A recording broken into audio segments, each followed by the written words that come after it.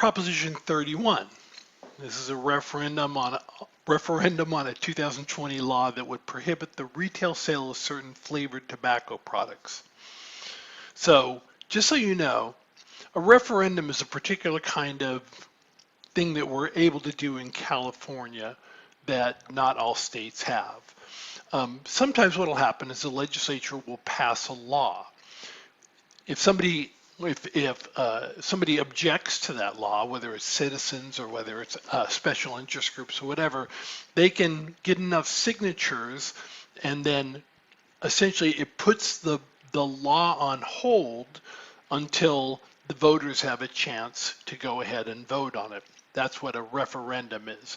And so, like I say, when a referendum on a new state law qualifies for the ballot, the law is put on hold until voters decide. So this Proposition 31 is a referendum on Senate Bill 793 that was passed in 2020. So first I want to show you the vote in 2020. So this bill, again, is going to prohibit the sale of certain kind of flavored tobacco products. Once again, the last time I showed you voting in a different video, it had the California State Assembly on the right and the State Senate on the left. This time it's reversed. On the left-hand side of this table, what you can see is SB Senate Bill 793 passed in the Assembly 58-1, 58 in favor, 1 against. Every Democrat voted in favor of it, 5 didn't vote. 3 Republicans voted in favor of it, 1 voted no on it, and 15 didn't vote. Then in the California State Senate, it passed 34-0 with 6 people not voting. 29 Democrats voted for it. Of the Republicans who voted, 5 voted for it, and 6 did not vote. Now, if you recall on Proposition 1, that was something that was supported by the Democrats, and the Republicans voted no on it. In this case, for reasons that I don't really understand and don't know, Republicans, rather than voting no on it, decided not to vote on it. And so what that means to you, you'll have to determine. But I'm not quite sure why that was the decision that Republicans made both in the State Assembly, especially in the State Assembly where 15, the vast majority didn't vote and only 1 voted no. So there's the history. But it was put on the ballot, and that's why we're voting on it.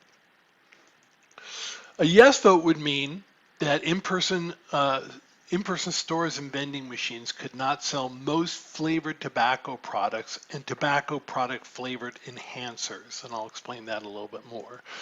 No vote would mean that in-person stores and vending machines could continue to sell flavored tobacco products and tobacco product flavor enhancers as allowed under other federal, state, and local rules. So Proposition 31, SB 793, prohibits, if it passed, prohibits in-person stores and vending machines from selling most flavored tobacco products or tobacco product flavor enhancers. Flavored tobacco products are those that have a flavor apart from regular tobacco flavors. So sometimes it'll be a fruit flavor, a mint flavor, a menthol flavor, honey, chocolate, vanilla, all kinds of flavors. Okay. There would be a $250 penalty against stores and vending machine owners if they violated the requirements in Proposition 31. According to the Legislative Analyst's Office, the fiscal effects are uncertain. And I won't go into the details there, but again, it's uncertain as to what it would do very quickly.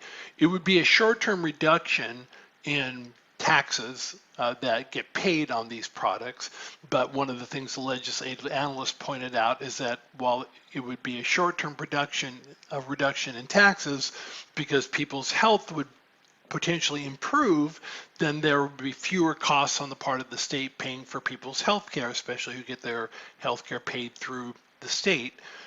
But then they said it would also potentially increase costs because now people would be living longer, and so there may be additional costs associated with the aging population. So that's why they said the fiscal effects are uncertain. So I'm just going to leave it at that.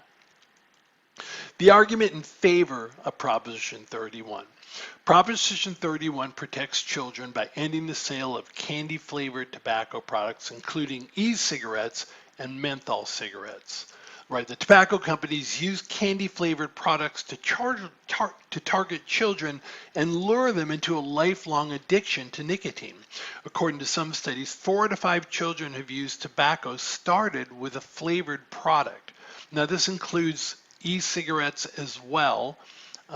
So not just regular cigarettes, but e-cigarettes, which are like these electronic ones where it's vapor and nicotine included in the cigarettes.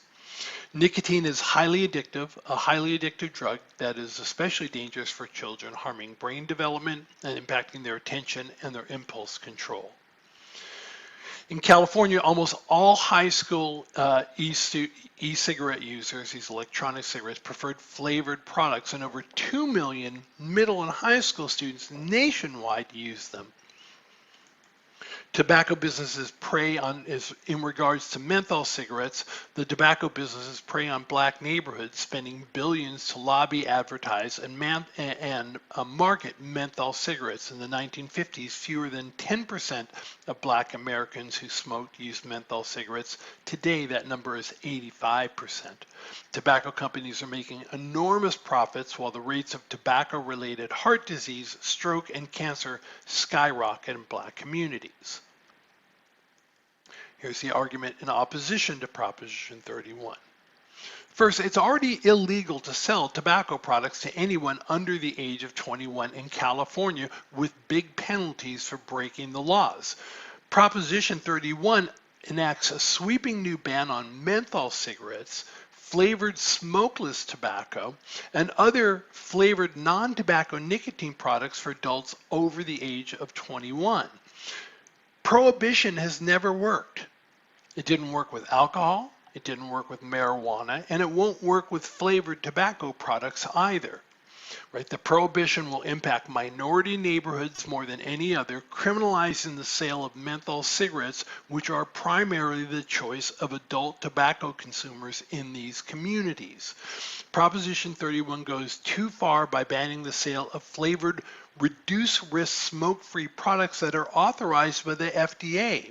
If adults are denied access to potentially less harmful products authorized by the FDA, they'll continue with traditional cigarettes that produce secondhand smoke, creating more danger for everybody.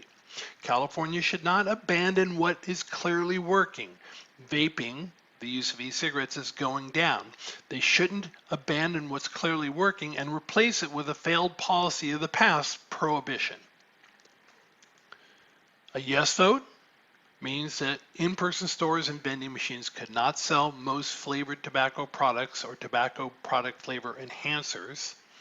And then a no vote means that in-stores and vending machines could continue to sell flavored tobacco products and tobacco product flavor enhancers as allowed by federal law, state law, and local rules. In regards to the organizations that I've mentioned, the California Republican Party recommends a no vote. The California Democratic Party recommends a yes vote. The Chamber of Commerce, interestingly, has not taken a position on this. The California Labor Federation recommends a yes vote, as does the Los Angeles Times, and the Daily News recommends a no vote.